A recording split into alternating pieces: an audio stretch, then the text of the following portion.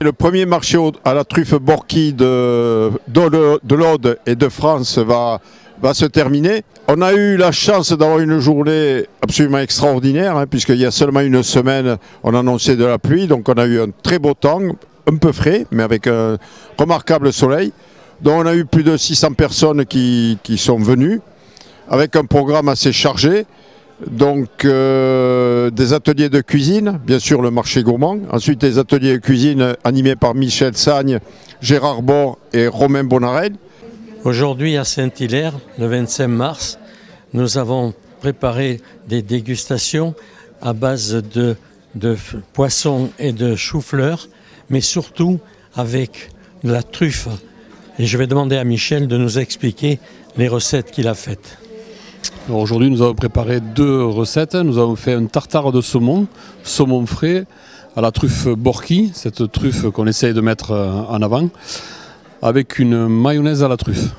Et ensuite, nous avons préparé un crémeux de chou-fleur à la Borki, toujours, avec un mariage qui, à mon sens, est très subtil, avec de l'anguille fumée. Voilà, et apparemment, la dégustation s'est très bien passée. Et c'est vrai que cette truffe est assez exceptionnelle. Moi qui avais entendu parler des truffes d'été qui n'ont rien à voir avec cette truffe qui est une découverte pour moi et je pense qu'elle a un bel avenir dans une cuisine régionale.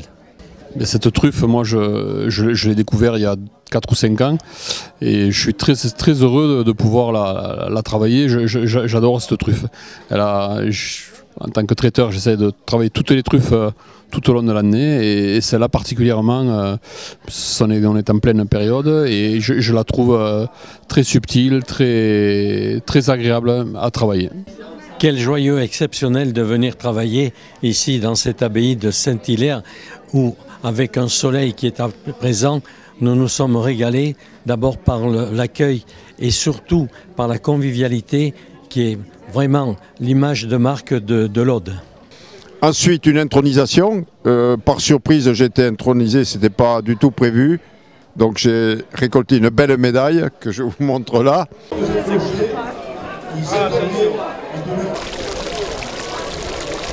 Mes sœurs et mes frères fondateurs de la confrérie, veuillez brandir fièrement vos médailles, symbole de nos traditions. Notre engagement solennel est de promouvoir en tout lieu et en tout temps la truffe de l'Aude, de la populariser au-delà de la montagne, de lui maintenir ses lettres de noblesse, de faire de telle manière que la truffe de l'Aude soit sans contexte un produit de qualité. Afin de venir renforcer nos rangs, nous allons maintenant procéder à l'intronisation de nouveaux adeptes pour qu'ils deviennent à leur tour des ardents et fervents ambassadeurs de la truffe de l'Aude. Elles sont là.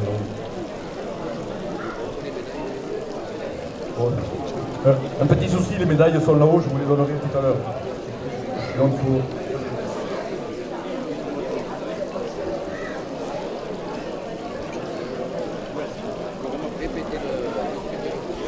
on va leur faire déguster une lamelle de truffe et un verre de vin. De blanquette, excusez-moi. Chef, il vous manque les médailles, on est allé trop vite, va arriver. On les a laissées là-haut.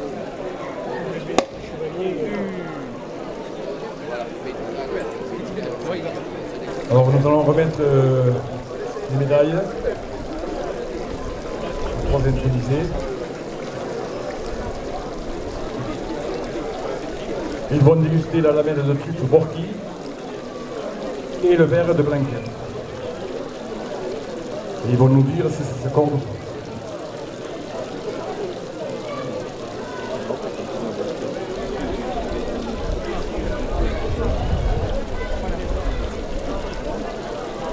Philippe, ça va. Allez-y. À la bouche, à la bouche. Je sais pas si je l'ai eu au moment de... Il a pas mal bien fait. Il a mis sous la langue. Il a mis sous la langue.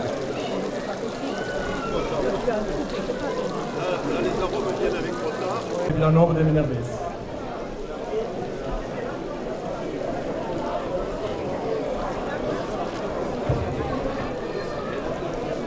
Veuillez brandir fièrement vos médailles à bout de bras et répéter en chœur après nous les phrases du serment de fidélité. Nous le jurons solennellement. La truffe de l'Aude. Et seule la truffe de l'Aude, nous aimerons tendrement. De la truffe de l'Aude, avec amour, nous parlerons.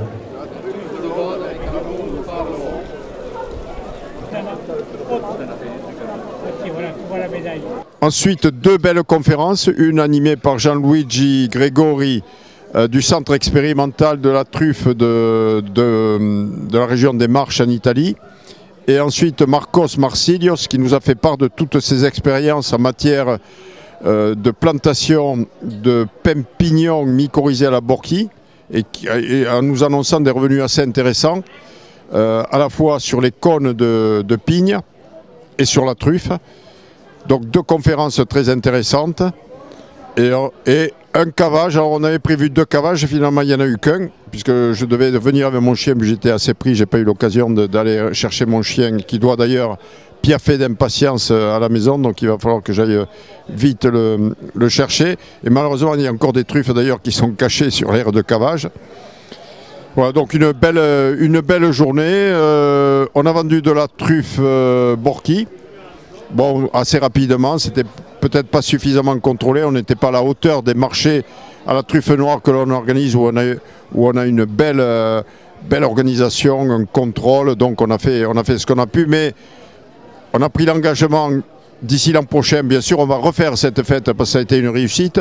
Gianluigi Gregori nous a montré comment en Italie, autour de cette truffe Borki, il y avait des phénomènes économiques très importants autour du jambon de Parme, autour de l'huile d'olive, autour de tous les produits locaux. C'est ce qu'on va essayer de faire et nous on va repartir sur l'idée du mariage de la blanquette de Limoux et de la truffe blanquette. Donc on va mieux travailler ce mariage pour l'an prochain. Et donc c'est avec beaucoup de conviction qu'on prépare l'année prochaine et que l'on va faire la synthèse de cette réunion dans le courant de la semaine prochaine. Avec un objectif, développer la recherche de cette truffe, faire en sorte, aujourd'hui on a eu un producteur qui avait venu vendre des truffes, il est parti tout content, faire en sorte que l'an prochain on ait 7 ou 8 producteurs, enfin, ramasseurs de truffes qui vendent les truffes ici. Et donc amener autour de la truffe, autour de l'art culinaire de cette truffe Borki, donc amener un mouvement culturel, économique et gastronomique pour 2024. Donc on fixera une date qui se rapproche de celle-ci, après la fin de la récolte des truffes d'hiver, avant Toques et Clochers et avant la truffe d'été, puisque nous aurons deux marchés à la truffe d'été, un marché à Armissan et un marché à Roulens qui est tout près d'ici. Donc quelques mots pour remercier tous les exposants qui sont venus. Et c'est vrai que c'était difficile de monter la côte pour amener les produits à la vente. Donc merci encore une fois à tous les exposants. Je pense que dans l'ensemble ils sont satisfaits, ils ont bien travaillé. Merci bien sûr à toute l'équipe de bénévoles particulièrement dynamique de l'association Abbaye Vigneron de Saint-Hilaire-en-Vallée du Loquet. Merci à la mairie de Saint-Hilaire qui nous a bien aidés, qui nous a soutenus. Merci au CRU, merci à Marlène du syndicat du CRU, merci à Jean Faux, son président. Et je pense que l'an prochain, on va essayer de mieux travailler au niveau communication, ce lien entre les deux blanquettes pour vraiment faire ce que Jean-Luc Bernet a appelé les noces blanches et en faire vraiment quelque chose de plus élaboré au niveau de la réflexion communication. Donc merci à la communauté de communes qui nous a prêté ces chapiteaux.